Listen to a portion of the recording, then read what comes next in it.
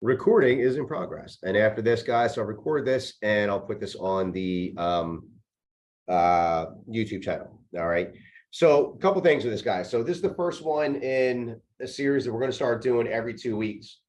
All right. So we'll start doing these sessions every 2 weeks. We have different topics in the Facebook group. We posted what the first 8 topics are going to be. And I invite you guys to let me know about any other topics that you want to have covered.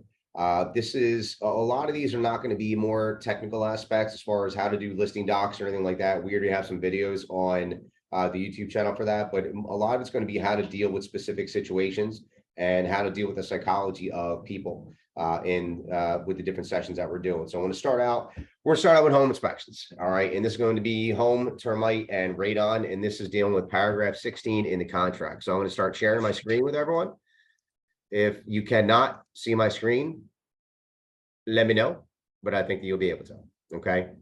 All right. Screen sharing right now. So first thing we're going to start off with is the actual pages in the contract itself. We're just going to be dealing with paragraph 16 for this. And if you have questions, guys, as we're going through, just unmute yourself and shout them out so I can stop. Okay. So look, one of the things to talk about with the inspection and the paperwork and the contract is that you have to know this like the back of your hand. You really got to know like the back of your hand so you can sit there and explain it to your buyers and your sellers. And a lot of that is in the prep work, preparing your buyer and preparing your seller for the inspection itself. All right, so first I want to cover the paragraph 16, then we'll start getting into talking about prepping your seller, prepping your buyer for it, some different tactics to go along with the inspection, how to make your life easier. All right. So the first thing I'm going to start with paragraph 16 is, or number 16, paragraph A. And guys, I'll put this document in the Facebook group as well. So in our Facebook group, in our private group, I do post a lot of documents. Chrissy, did you have a question? Okay, again, if you can mute yourself, thanks. So over in the file section, we do have a lot of files and a lot of documents in case you guys weren't aware. Hopefully you are, but there's a lot of different documents that you guys can use for your transactions and for your business that's in here. And I will put this specific document with everything highlighted in the Facebook group as well. All right.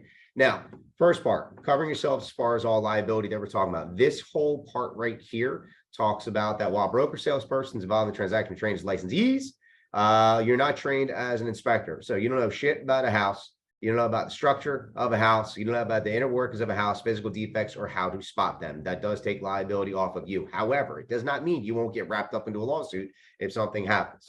So you'll get named in everything. That's how it works. Which is a topic of one of our sessions too, which is E&O and litigation. So that'll be a fun one to deal with. Okay. All right.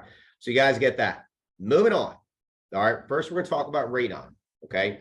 So buyer has the right to conduct a radon inspection / test as provided and subject conditions as set forth in paragraph D. So paragraph D down here is talking about the timeline. So understand here, your radon inspection is going to fall within that same time frame as the home inspection. Okay.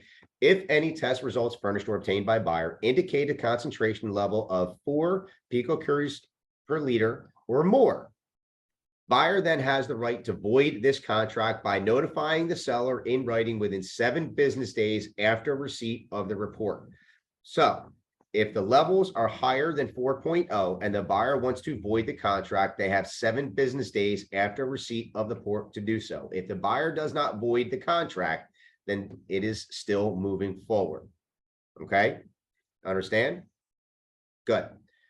From that, seller shall have a 7 business day. And guys, remember when you're reading these, it's keep in mind the business day and counter day. Why they go back and forth, I you know, that's attorneys doing the thing, but why it goes back and forth from business day to counter day, I have no idea. That's just the attorneys getting paid a lot of money for that. All right. Seller shall have 7 business day period after receipt of the report to notify the buyer in writing that the seller agrees to remediate the gas concentration to an acceptable level 4.0 below. Okay, unless the buyer has voided the contract. So the seller, once the buyer gets the inspection report, they have that time period to submit that and to let the buyer or let the seller know that the levels are exceeded 4.0. Okay. From that, seller's got 7 business days to get back to you if they're going to remediate it. If the seller fails to notify the buyer or of the seller's agreement to remediate, such failure to so notify shall be deemed to be a refusal by seller to remediate the radon level to an acceptable level. And the buyer shall then have the right to void this contract by notifying seller in writing within 7 calendar days thereafter. Okay. If buyer fails to void the contract within 7 business day period, buyer has waived the right to cancel the contract per terms of the radon. Okay. So you have a lot of different days there, and you have a sequence that you have to follow. You have a sequence that you have to follow as doing the inspection, getting the results, submitting it over to the seller. Seller can then reply. If they don't reply, then you have to notify about voiding it. You have to follow that timeline. If you don't follow the timeline, then your buyer is going to be SOL. On the flip side of that, if the seller doesn't follow the timeline as well, same thing with the seller. Does everyone understand that timeline there? Any questions on that timeline? No? Okay. Moving on. Termite. Separate clause in here. Okay. As far as termite being done, this gets a little bit convoluted as well. So again, when people ask about questions with the inspections, my first question back to you is, what does the contract say? Because most of your answers will be given to you in the contract itself. So buyer does the inspection. Inspection must be completed and written reports must be furnished. Written reports must be furnished to seller and broker within X amount of days. If this space is left blank, then it is automatic 14 calendar days after the attorney review period is concluded. Or if the attorney review is extended because attorneys are involved and they're hashing things out, then upon that being concluded is when that 14 calendar day timeline triggers in, and that's when it kicks in. Okay. I always chuckle a little bit when people put in 14 in here. It makes me laugh. You don't have to do that. I already said it. All right. So next. All right. The report shall state the nature and extent of any infestation and or damage and the full cost of treatment for the infestation. That's not saying the report has to state what the cost is going to be to cure the damage, just what it's going to be to treat it. Okay, because curing the damage is going to be variable based on the contractor and what work has to be done. The report that you get, and every termite report that you get should have, it'll have the report, and if it says if there's visible evidence or no visible evidence, if they recommend treatment or if they don't recommend treatment, and then in addition to that, it should have a cost to cure or a cost to treat the termites. Okay, that ranges from termite company to termite company. My termite guy charges like $550 to treat, and other places charge up to $1,000. So it depends on the company itself. But that report has to have that included. State the nature of damage and infestation and or damage, while the cost of, cost of treatment for any infestation. Now, it states automatically, seller agrees to treat any infestation and cure any damage at seller's expense prior to closing. However, if the cost to cure exceeds 1% of the purchase price, then either party may void the contract, provided they do so within at max 7 business days after the report has been delivered to seller and brokers. So if the house is $500,000, the seller's obligation contractually is up to $5,000 to treat and to cure the damage. If it's more than $5,000, then the other part will kick in, that either party may void the contract, provided they do so within 7 business days after the report has been delivered to seller and brokers. Okay, everyone clear on that? Whoever's not muted, go ahead and mute yourself. When that's going back and forth, so when you look at the next sentence over here, okay, people are going back and forth and the seller says, I'm not going to blah, blah, blah. If buyer and seller are unable to agree upon who will pay for the cost to cure, and neither party timely voids this contract, then buyer will be deemed to have waived its right to terminate this contract and will bear the cost to cure that is over 1% of the purchase price, with seller bearing the cost that is under 1% of the purchase price. So do you see how this is a little bit screwed up? It says seller is going to cure it 1% or below, and then it says if they can't come to agreement, then and the contract's not voided, then seller is below 1% and buyer is above 1%. Does everyone get that? Yeah, Mark. Hey, this is Mark. Can you hear me? Yep, go ahead. So in essence, if you're going back and forth and you have the buyers and you're going back and forth, it's almost in your benefit to let this run, if the seller is saying they're not going to cure it, regardless of if it's in under 1%, I'm still not going to cure it. If they Right. don't void the contract, and we're obviously not, going to void the contract either, this is now they're contractually obligated. Is that, That's I mean, correct. they're already obligated, but now it's kind of like double obligated, right? Correct. Okay. Yeah. Well, screwed up, isn't it? Yeah. I've never kind of got to that sentence where I read it just the way you did. Yeah. Yeah. Well, this is attorney work at its finest, guys. But Mark is absolutely correct. So if there is a hesitation or a battle on what the seller is going to pay, then yes, you can ride that out without voiding it. And then the seller is obligated to pay up to that 1%. Okay. And the buyer would have to pay in excess of that 1%. Make sense, guys? I mean, no, but does it make sense? Okay. All right. Moving on. Buyer's right to inspections. Buyer, at buyer's sole cost and expenses, granted the right to have the dwelling and all other aspects of the property. Guys, this is important here because it has come up before where people are saying that, all right, well, there's the house and there's a detached garage. Well, detached garage isn't a part of the house, so that doesn't play. That's not a factor in it, shed or anything like that. The dwelling and all other aspects of the property. If it's a detached garage or shed or something else, that is an aspect of the property. Okay. Inspected and evaluated by qualified inspectors. Talk about that in a sec. Okay. For the purpose of determining the existence of any physical defects or environmental conditions as outlined above. Okay. Physical defects or environmental conditions.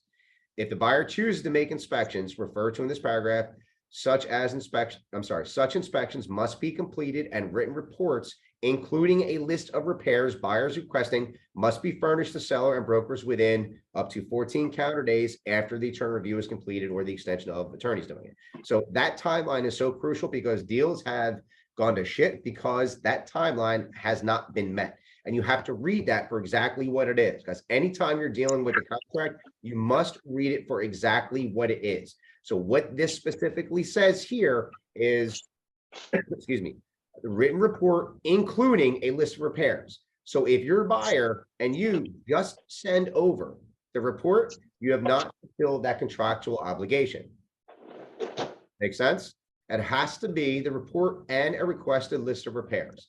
If on the 14th day you send over the report without a requested list of repairs and you send that requested list of repairs on the 15th or 16th day, the buyer has not fulfilled that contractual duty. So the seller does not have to do anything. They do not have to fix anything. They can say, I'll fungal to you. I'll see you at closing. Okay. Follow that timeline and read exactly what it says. Okay. If buyer fails to furnish such written reports to seller and brokers within the 14 calendar days specified in the paragraph, this contingency shall be deemed waived by the buyer and the property shall be deemed acceptable by the buyer. That is exactly what it is. If you miss that 14 days, the buyer has to take the property the way that it is without repairs. And that situation certainly has come up before. Okay. Corey, can you mute yourself? I see you're not muted. Please mute yourself if you are not muted. Whoever's not muted, mute themselves. All right. Does that make sense, guys? Okay. The last line highlighted here, seller shall have all utilities in service for inspections. Okay. So if you're buying a place that's as is, or if it's vacant or something like that, all the utilities got to be on. So you got to make sure all the utilities are on. And that's if you're representing the seller or if you're representing the buyer and you go in there, no utilities are not on. You got to make sure they're on for them to have the inspection.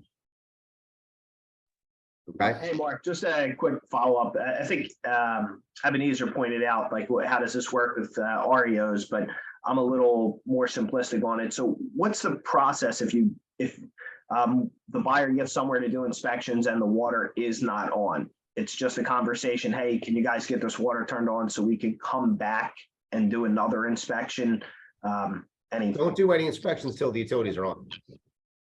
Yeah, so the expectation is they were on when, and this is the situation that happened. I mean, they were on when we did our tour and we put our offer in, and then we came back to do home inspections and the water was off. Yeah, then you got to get them turned back on to go back into the inspections. Okay. Okay. All right. All right, next paragraph, guys. So responsibility to cure. This is a big one here, okay? If any physical defects or environmental conditions, okay, other than radon or termite, any physical defects or environmental conditions, okay, are reported by the qualified inspector, seller then has 7 business days after receipt of the reports to notify buyer in writing that seller shall correct or cure any, guys, is the key word here. It is not all, it's any. Cure any of the defects set forth in such reports, okay? Now, if your buyer submits a request list repairs of 10 things, seller then has 7 business days after receipt of that report to notify the buyer that they will correct any of those. Any may be 1. Any may be 1, any may be 2. It does not say all, okay? And they will cure any of the defects.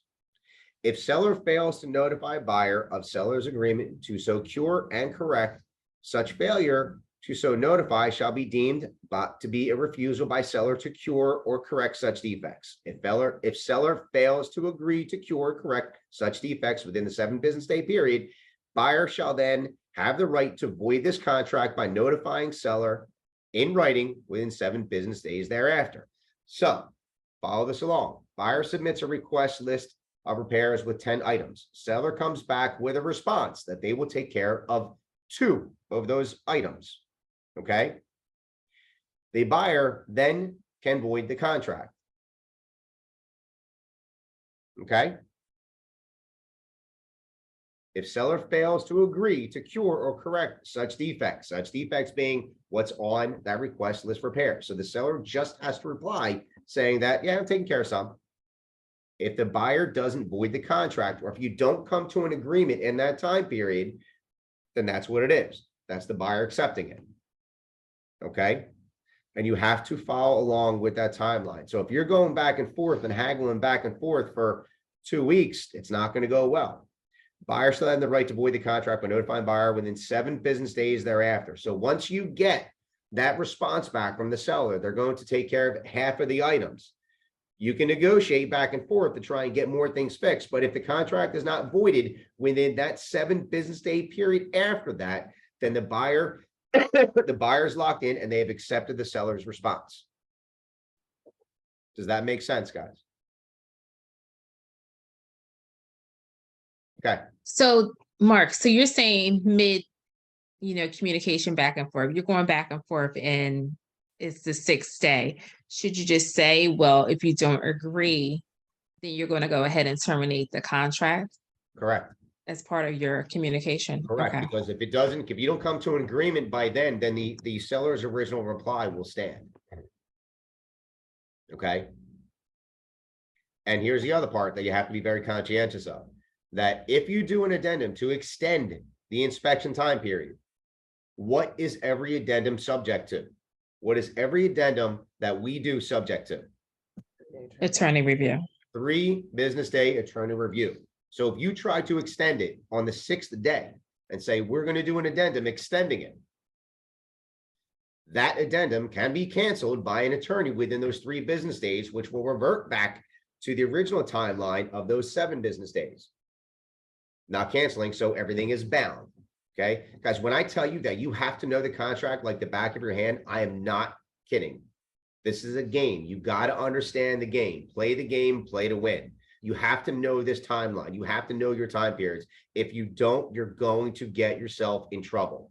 Okay, and you're going to get yourself wrapped up in a lawsuit. You have to be so incredibly conscientious of the timelines in this contract to make sure you're adhering to this and you're protecting your client, whether if you're on the buyer side or if you're on the seller side, because your buyer and your seller are looking to you for the guidance and the advice of this. And this is the timeline of everything. You have to read the contract for exactly what it says. When you read it for exactly what it says and you're following that timeline, you're going to protect yourself.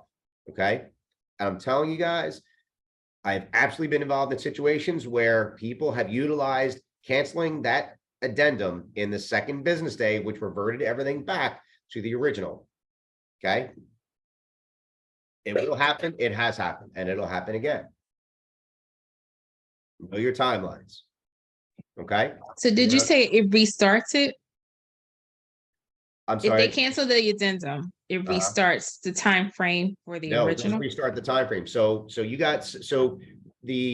basically got 7 business days. Once the seller replies and gives a response to the buyer's request, you got 7 business days to either work it out, void the contract. Okay. If you're on day 6, you got 1 more business day to get it locked up, and that the buyer has to void the contract if they don't accept the seller's response. If you put an addendum in there saying we're going to extend that time period, that addendum is still subject to a 3 business day attorney review period. So that you can sit there, and on the 8th day, that would be the 2nd day of the attorney review period. An attorney can cancel that specific addendum, and that buyer is locked into the seller's response because that 7 business day time period has now expired. Does that make sense, Alama? It does, but it doesn't sound fair. Well, it's not. It ain't. I'm not saying that it's fair. That's what I'm saying. You got to know the game. You got to know the timelines. It's not fair.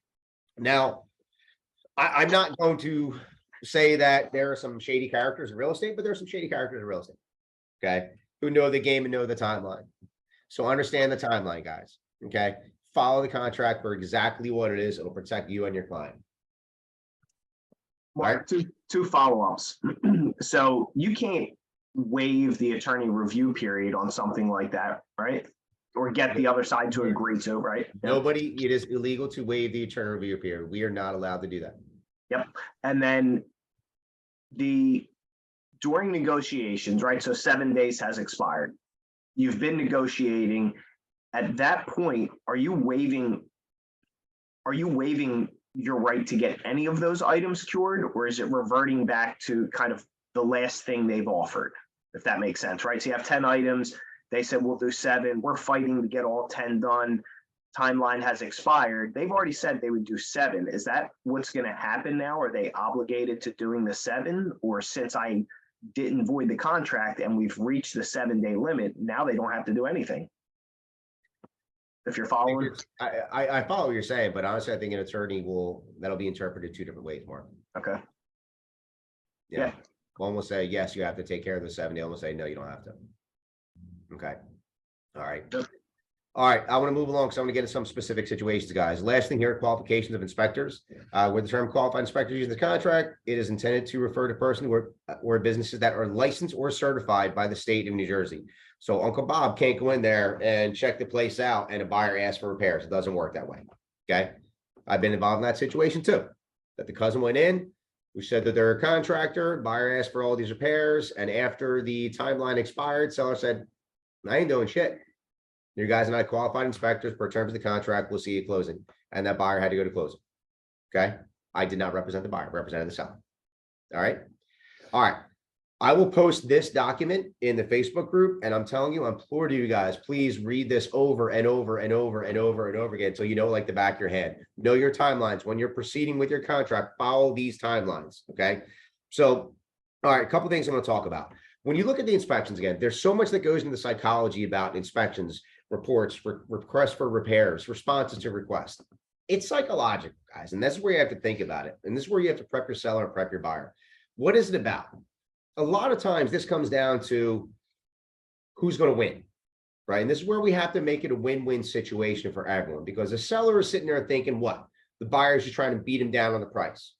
And the buyer's sitting there thinking, what? Seller's just being cheap and doesn't want to fix anything. So it's a mind game that goes back and forth. And we have to balance that mind game that goes back and forth. Part of this that you're going to be able to alleviate some of this is in your prep work with your seller. So when you're sitting down with your seller in the initial seller consultation listing plan, you have to prepare your seller and get their mindset right that they are going to spend money on repairs. You will be spending money on repairs. When you're sitting down talking to your seller, because again, you're taking the property from a home to a house. So now it's a product. So how are we going to position your product in the best light to get the most amount of money for it to get you to the closing table? So Mr. and Mrs. Seller, when it comes down time for inspections, buyers are going to do inspections. I'm telling you, you need to budget money aside to fix things in your property. Okay. And right now, I would tell you, budget $4,000 to $5,000 to spend on repairs. Because, you know, if you say spend $1,000, guys, it's going to be more than $1,000. You can find $1,000 in repairs like that on any house that's out there, even a house that's 2 years old, 3 years old, you'll be able to find it. Tell them to set money aside and budget for repairs. And when you sit there and you do their seller net sheet with them, which there's a video on that on the YouTube channel as well, doing on prepping the seller's net sheet, put money in there for repairs and you can have that. So when it comes down time that they have to spend money on it, it doesn't whack them, out of left field that now all of a sudden that they have to spend this money on doing repairs. You got to get their mindset right that they're going to have to do repairs when it comes down time for it. I'll talk about it if they don't have money in a second. Okay.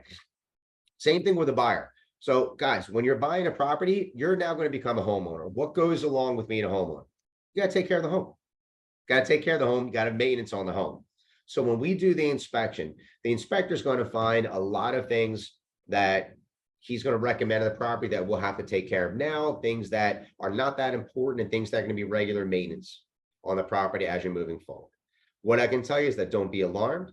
Everything's okay. We'll sit down, we'll take a look at the list, and we will come up with a requested list of repairs that we will submit to the seller to take care of. I'm telling you now, Mr. Buyer, you're not going to get all of your requests taken care of. That's not going to happen. So we want to sit down and take a look at that report and find out and identify what are the most important things to you to have taken care of now. So when you move into the house, you feel comfortable, you can put your head on the pillow at night and sleep easy. And what are some other things that may not be as important, but maybe we can try and get those taken care of too. So when you prep the people, you have to condition their head and condition their mind about what the expectations are and what the responses are going to be and what the reports are going to be as well. Okay. Now I can tell you that, shout out real quick, guys, take yourself off and mute. How many people here on the buyer side, when you get the report, how many people sit down with your buyer face to face and go through their report and come up with a requested list of repairs? I haven't had to do it yet. I do. I have. Okay. Sitting face to face. Now, with the seller, you represent the seller, you get the requested list of repairs. How many people go to the seller's house, sit down with them face to face and go through that list?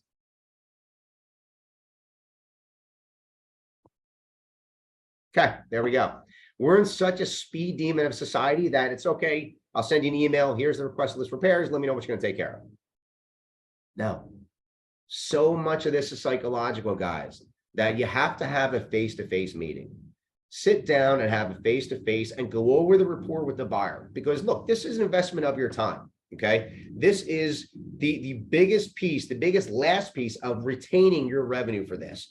You put so much time and work into showing the properties or getting the listing the property, dealing with the showings, negotiating the offers, getting contracts signed, back and forth, the turn review, all this other stuff. Spend so much time and energy for this. Now you're at the most pivotal point that the deal is going to stay together, it's going to die. What I'm telling you, invest your time in sitting and meeting with your client. It will be the best thing that you can possibly do. When you get that report, hey guys, I'm going to come over to the house. We're going to sit down, or the apartment. We're going to meet. We're going to sit down, have a cup of coffee. We're going to go through the report, and we're going to mark it up about what's most important to you and what is contractually obligated that the seller's got to take care of, and we'll come up with our list. Okay, and we'll submit that over. Meet them face to face. When you meet them face to face, your job is to take them off the ledge. If you send it via an email and they just read it, they're going to jump off the ledge. They're going to get scared. It's going to scare them because they don't know what they're looking at. They see a report that's 110 pages or 85 pages or whatever it is, and like, holy shit, this house is falling apart. They don't sit there and see that actually it's a pretty good report. When you're buying a house that's 60 years old, it's a pretty good report, guys. You need to be able to explain that to them. And the same thing on the seller side. Now the seller's sitting there thinking that the buyer is just trying to hammer me for all these repairs. You're going to go and sit down with them, meet with them face to face. Guys, here's the list of repairs. We got 10 items we got to take a look at. All right, let's see. And what makes a difference with everything? What's a pretty big item? What would you, Mr. Seller, ask for if this was your inspection? Would you ask for the HVAC to be repaired, replaced, whatever it is, the roof? What would you want to do? What would you do if you're buying the property? And you can sit down and you can diffuse that situation so much easier if you're meeting with them face to face, rather than just sending an email, not talking to them or having a phone conversation with them. Okay. People don't want to talk on the phone, period. They want to get off, they want to rush off the phone. Sit down, have a face-to-face with them. It's going to calm them down, and it's going to increase your results and increase your ratio of being able to keep those deals together. Trust me, I've been doing that for years, guys, and it works wonders when you meet with them face-to-face. Because when you're talking to the buyer, you're going to have a request list, a form there And I want to show you this. So a couple of the documents that are in there.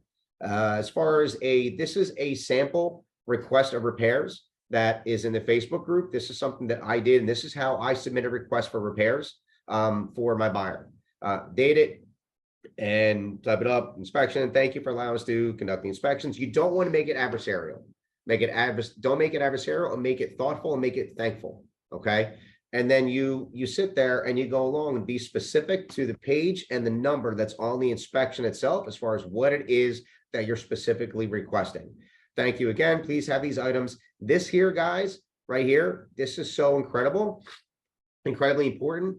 On every request for repairs that I submit for a buyer, I am putting on there all items to be addressed by licensed contractor, and provide receipts / paid work orders prior to closing. I want them done by licensed contractor. I don't want Uncle Bob going in there and replacing an outlet or doing some plumbing. You know, well, my cousin Vinny is a handyman. I don't care. I want a licensed contractor, someone that's going to put their name to the work that they did. So if something happens to the work after the fact, I can revert back to a licensed contractor for the work they did. Okay. Now, conversely, when you are responding, the seller's response, this is how I'm kind of terming it. And then I'm going in. This is really the format that I use. Again, thank you for conducting the inspections at our home, submitting a request list. After review of the request list, we're willing to address the following prior to closing. Then you go through item 1, okay, 2, okay, 3, no, 4, no, 5. And then you can sit there and say how you're going to do it. I'll have a licensed contractor do this, or I'm going to have Uncle Bob do this. Okay. But Hey, Mark, I have a question. It's Joanne. Yeah, go ahead, Joanne. What if they refuse to have a licensed contractor do it because it's something simple? And they say, we don't need a licensed contractor to, you know, put a bulb cover on or something like that. If it's something simple and you're okay, and you're okay with it, then that's fine. But it has to be addressed and specified in there. Okay. So if my request list says licensed contractor for everything, and then I get work orders back and not everything is on there from licensed contractor, and they say, well, Uncle Bob took care of this, Uncle Bob took care of that, then I need to understand where that proof is. So, but if the seller got back to me and said, all right, my Uncle Bob's going to take care of this, then okay, no problem. And if you If the don't buyer agree- ultimately is not okay with that, then you got to void the contract. Okay, so then after inspections are done or whatever, if you're not happy with the way they did it, then you can still cancel and get the EMD back. No, it's not. I'm not saying that if they're not happy with the way that it's done. If they're not happy with the seller's response saying that I'm not going to have a licensed contractor do this, then you have to void the contract in the contractual allotted time frame. Well, what happens after the repairs are done and you go check the repairs? That's And why you want a licensed contractor to do it, because if the repair is not sufficient, then a phone call to the contractor has to be called, has to be made. And first off, the buyer and agent need to understand why it's not done appropriately, because again, we're not contractors. We deal with contractors all the time, but does it mean that we know how things are supposed to be done? No. If I'm not satisfied how something's done, I want to speak to the contractor that did it and ask my question about, hey, this doesn't look like it's right. Explain to me how it's done right.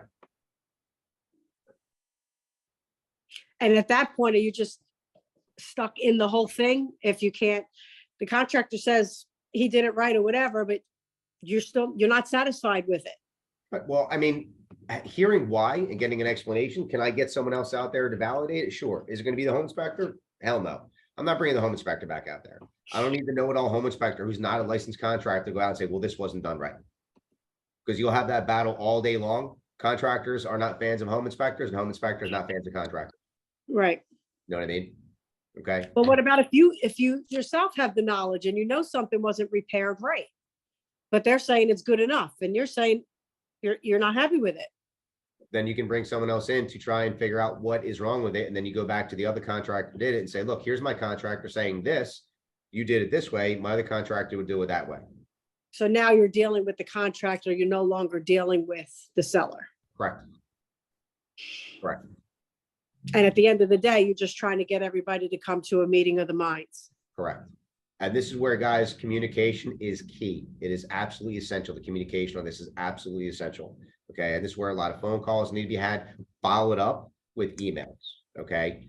because when you're firing off emails that are ghost emails without a phone call to the other agent or other contractors, then people begin to get defensive about it.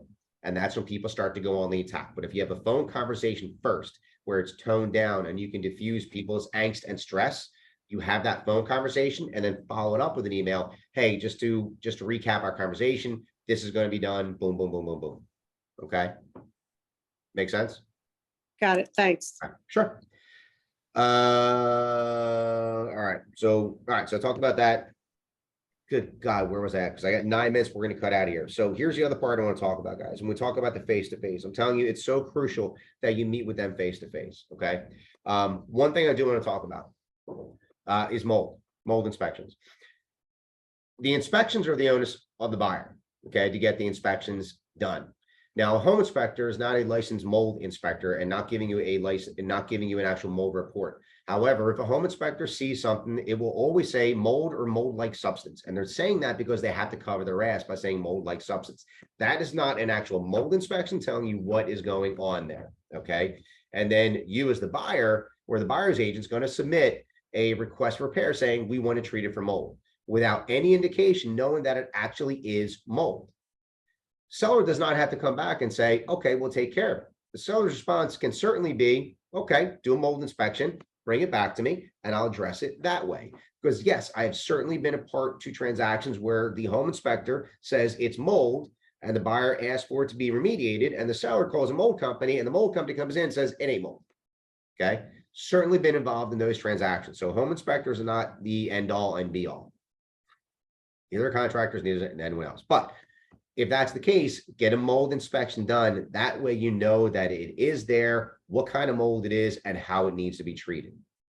Okay, so I just want to say that on mold. All right. Now, when you get into something, talk about prepping your buyer, prepping your seller, educating them, educating the buyer on maintenance as far as being a homeowner and what it is as far as being a homeowner. You have to maintain things. All right. One of the things that people talk about and try to make it easy, right? So a buyer submits a request list of repairs and 10 items on there. And the seller says, look, I don't want to do anything, or I don't have any money to do anything. So give me credit of $5,000 and let's call it that. Okay. All right. No problem. Certainly done that before. But what does that $5,000 validate? We have no idea. You're just throwing a number out there.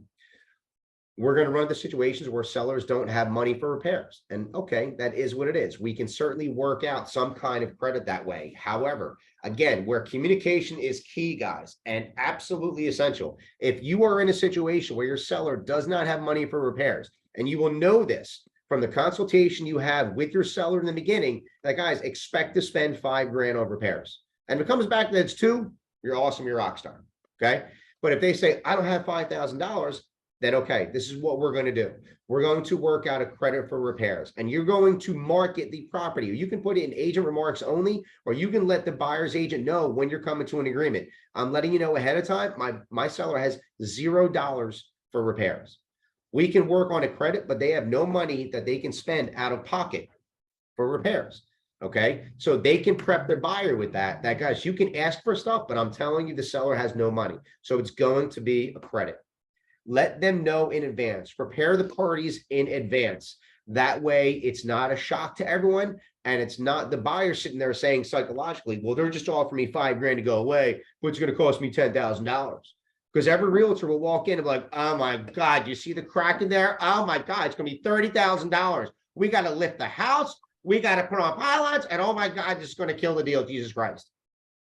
Okay, because realtors will freak out when they don't really know what's going on either. Okay. Hey, Mark, so when you start realizing this is going to be a credit situation, is that a good time to do an addendum, because you're going to need to get some estimates in there, or either side is going to try and get estimates? Well, I'm going to talk about estimates in a second, but what are you talking about? Addendum for what? An addendum to extend that 7 days. So they've come back and we've submitted our request for repairs, and they've come back to us and said, we'll give you a credit, for the 5 items, or we'll fix this 2 items and we'll give a credit. At that point, is that a good time? So if that's the case, and once you as the listing agent is given the request for repairs, pick that addendum in right away. Kick that addendum in right away, so it falls within those 7 business days for a response. Kick that in right away to extend it another 7 days if need be to get time for estimates. Okay, but get that done right away. And then same thing, right? If it's on the buyer, because I've had them come back to me and say, go get estimates for this work and we'll give you a credit. Okay. All right. Gotcha. Thanks. Okay. So moving along with that is what I was going to talk about next, is that when you know that's going to happen, you need to get estimates from contractors, because if you throw a dollar figure out to me of $5,000 and I'm asking for 10 things, I need to know if that $5,000 is going to cover what it is that I'm asking for, or if it's going to cover half of it. I've had people say, look, I'll give you $2,000 towards a new roof. Huh? Roof's going to cost $10,000, $14,000, $15,000, depending on the side of the house. You're going to give me $2,000 for a new roof? I need numbers. So let's get contractors out there. Let's get estimates. And hey, Mr. Seller, so you understand, I'm not trying to beat you up. Why don't you get estimates yourself? Get estimates for these things from contractors. I'll get some too. We'll come to an agreeable number, but I want you to understand, I'm not trying to beat you up. I'm just trying to make sure these things get taken care of. And I respect the fact that you don't have cash out of pocket to do this. Okay, no problem. Let's come to an agreement on a credit. Okay. All right, guys, I got 4 minutes left. One thing I want to talk about too is that think about the terminology of how you use things. Again, this is when communication is key. We're talking about a credit. So if I'm a seller and you look at the marketplace that we're in right now, right? Where have interest rates gone? Boom, boom, boom, boom, boom, boom. So in the month of February, stat that I heard, in the month of February, 56% of all mortgages nationwide had a buy down in it. Okay. More than half of the mortgages nationwide had a buy down in the mortgage in the month of February for people to get those rates to where there's a 5 as far as in that number. So instead of me saying, I'll just give you $5,000 to go away, you can term it differently, right? And you can sit there and say that, hey, I'll offer you a credit in lieu of these repairs. I'll offer you a credit of $5,000 or $6,000 for you to utilize to buy down your interest rate on your mortgage. Get you below 6%, get you into the 5s, wherever that is. Okay. You need to understand some of the math and the numbers behind that. You could talk to a loan officer, talk to RENOC, give them a call. I'm like, hey, dude, what's the buy down program look like? I'm trying to hammer out this deal. And if I give a credit of $5,000 or $6,000 or $7,000, what could that buy their rate down to? Now I got someone sitting there saying, hold on, you're going to buy my rate down? I can get below 6? Hell yeah, I'll take that. And now you're coming into the monthly savings that they wouldn't experience before. So when we talk about getting creative with your offers, you can get creative with your responses, because this helps come up with the win-win situation that everyone's trying to achieve and get there. But how you word it can go a long way with things, rather than I'll give you a credit of $5,000 and hit the road. I'll give you $5,000 to buy your rate down. And if you as the listing agent need to pick up the phone, call the buyer's lender, like, hey, my seller wants to buy your buyer's rate down. What are we looking at to buy it down? What can we get it down to? Pick up the phone, make the call, have the conversation. This is not a time, inspections guys, that we can be lazy. We need to spend time. We need to have the conversations. We need to be thoughtful, and we need to think through our responses and how we're going to do it. We got 1 minute left, guys. I'm going to leave you with this. Read the contract. Know it like the back of your hand. Know your timeline. When you get that contract locked up, if you need to draw a diagram or you need to put all your notes in somewhere about your timelines, get that in there so you can follow along with that. There's also a closing checklist that's in .loop that you can add to each one, that you can assign timelines for everything, but you have to know these. That is the most essential part of this, to know that with the inspections, is knowing your timelines and follow along with your timelines. All right, guys, I'm going to wrap it up. Again, I want to keep these sessions to 45 minutes or less so we can keep everyone's day moving along. This has been recorded. Screen is sharing. I will convert this to a YouTube video. I'll put it on the YouTube channel and I'll post it on there. If you guys have any questions on this or any follow-up, please feel free to post in the Facebook group. Any other sessions that you want to have addressed, anything else you want to learn about, keep it in there, but we'll keep these going every 2 weeks, guys. All right. So I thank you very much. Again, we can follow up with any other questions. I'll address all those too. All right. Thanks, Mark. You got it, guys. Thank you for the time today. Appreciate it. I'll see you all later. you. How the hell do I stop recording this thing? See you guys. Bye. I'll stop recording.